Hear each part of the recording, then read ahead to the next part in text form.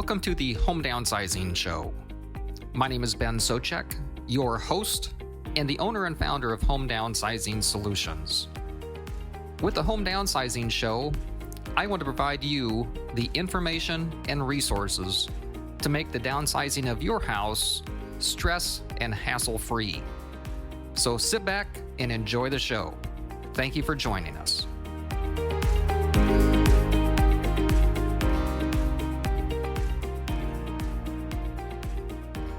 Good morning, and thank you for tuning into this episode of the Home Downsizing Show. My name is Ben Souchek, the owner and founder of Home Downsizing Solutions, where we make the transition to senior living as stress and hassle-free as possible by buying your house. If you'd like a copy of my new book, Home Downsizing Secrets, just go to homedownsizing-secrets.com or call my office toll-free 855-291-5005. And on this week's show, I'd like to go over another topic that is in the new book, Home Downsizing Secrets, and something that I've explained to hundreds and have worked with hundreds of sellers over the past 25 years. And that is the challenges with selling a house. So I will just jump into that information right now.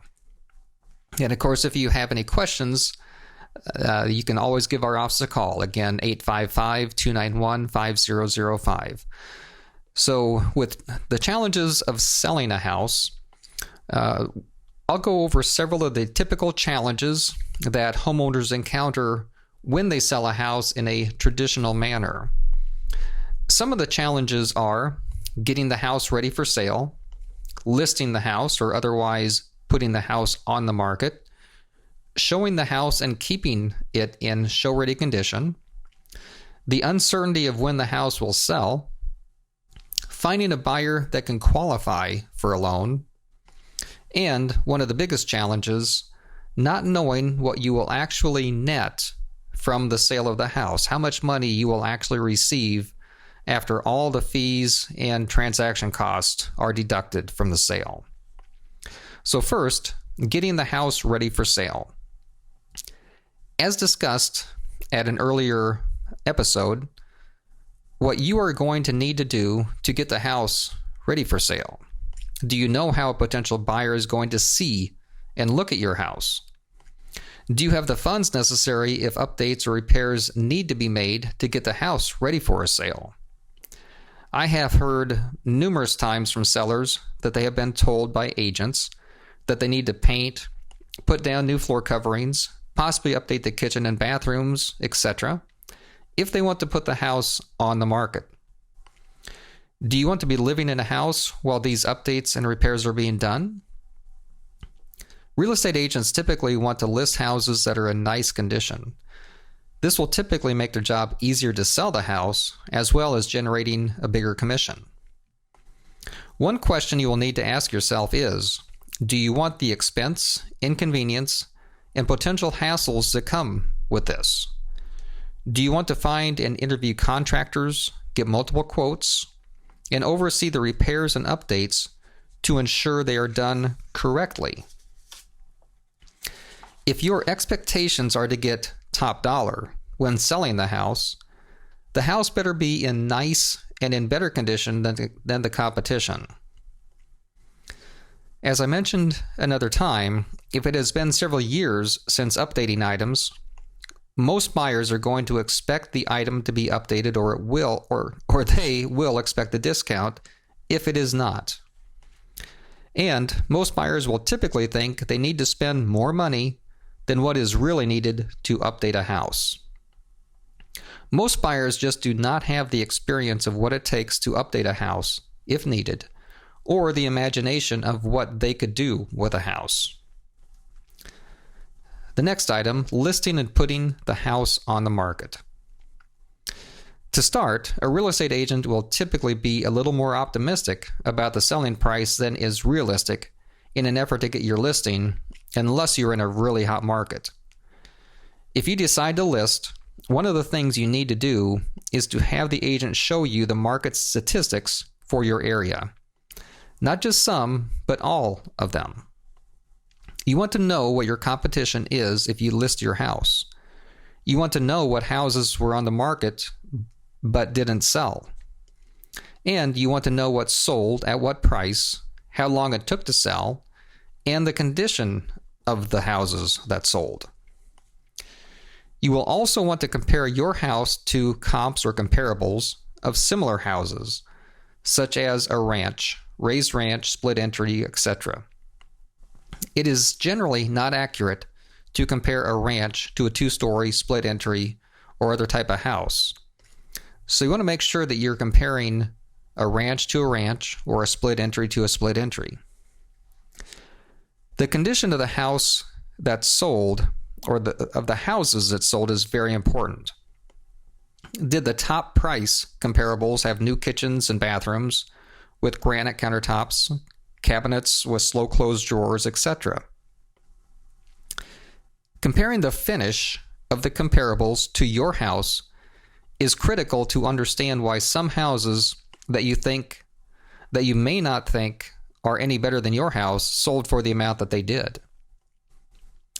Let's discuss showing your house. Are you prepared to get your house into show-ready condition and keep it that way until your house sells?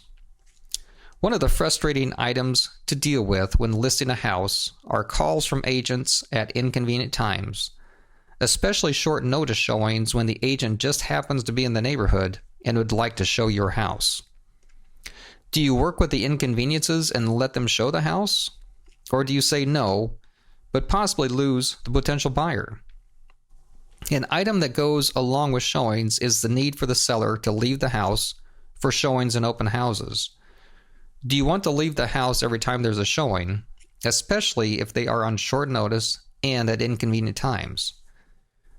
I have worked with several couples that had situations where leaving the house was just not an option, typically due to health issues. They were not able to accommodate a traditional listing and showing for the house. In those situations, our inspection agent was the only person that needed to look at their house, and they didn't need to worry about the stuff in the house or other items that would have been very inconvenient for them to deal with if they had sold their house in the traditional way with listing it. My company is able to look past a house with stuff in it or in a condition that is less than ideal for showings. Most regular buyers are going to be turned off by too much stuff in the house or other issues that detract from the potential of the house.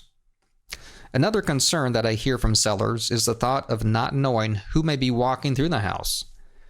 Is the person that is looking at and walking through the house a real buyer, or someone that is checking the house out for what valuables or medications might be in the house that would be of value to steal?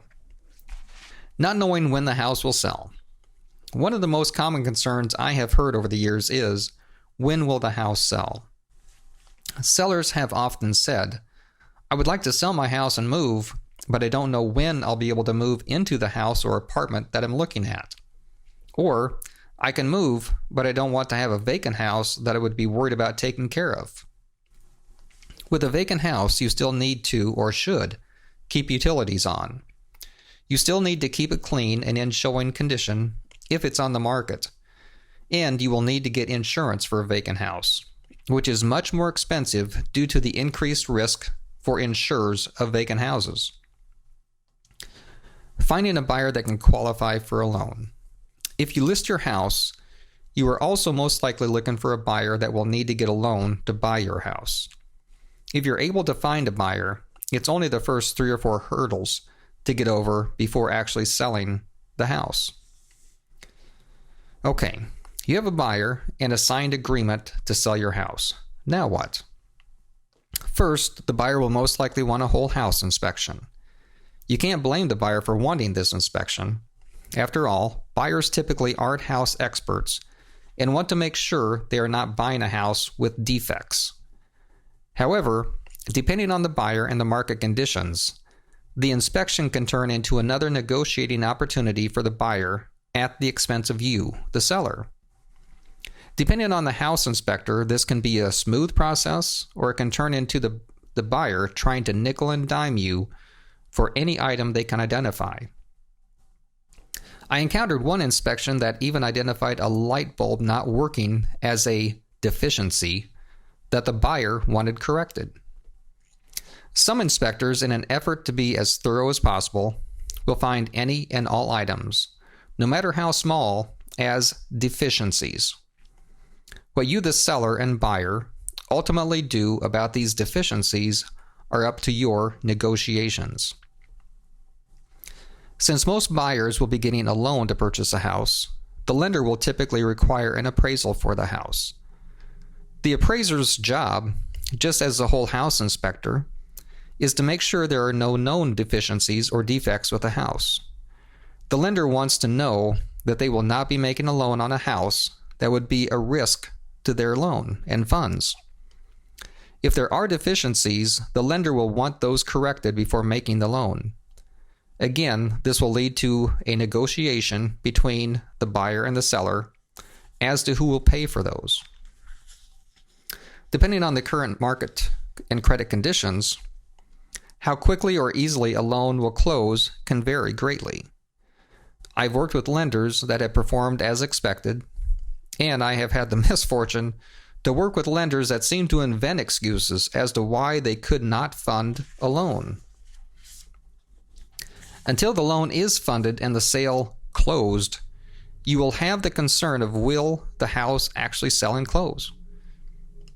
Unfortunately, in a situation where the buyer is getting a loan, the sale of your house is essentially held hostage to the buyer's lender and their ability to fund the loan.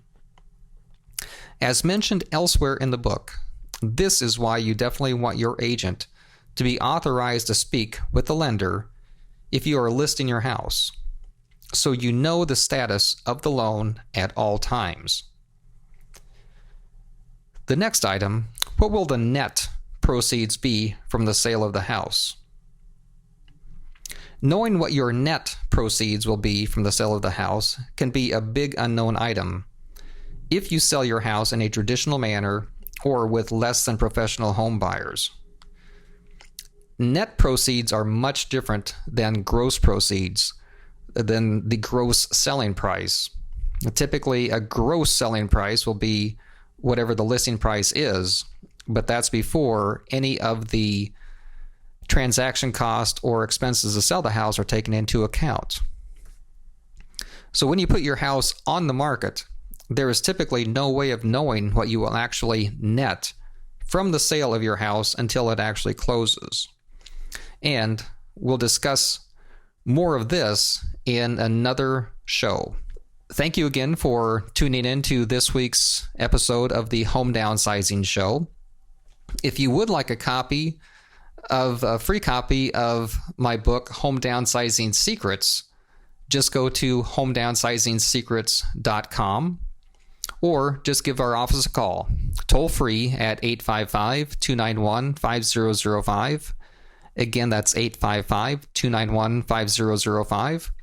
And if you have ideas on what you would like us to cover on the Home Downsizing Show and some topics that would be important to you, please give us a call also, and I'd be happy to do my best to cover those for you. So again, if you have questions of selling a house and downsizing, anything that we can help you with in making that transition from your house to a smaller home or senior community, just let us know, and we'd be happy to help in any way that we can. Thank you again for tuning in to this week's Home Downsizing Show.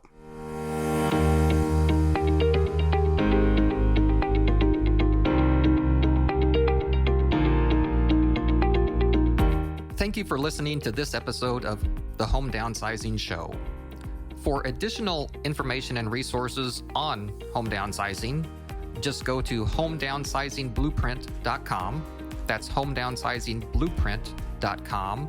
Or if you're ready to sell your house and downsize, just go to homedownsizingsolutions.com. That's homedownsizingsolutions.com. And if you have ideas to improve our show or topics that you'd like us to cover, or have any questions that we can answer, just call our office toll free 855-291-5005. That's 855-291-5005. Thank you.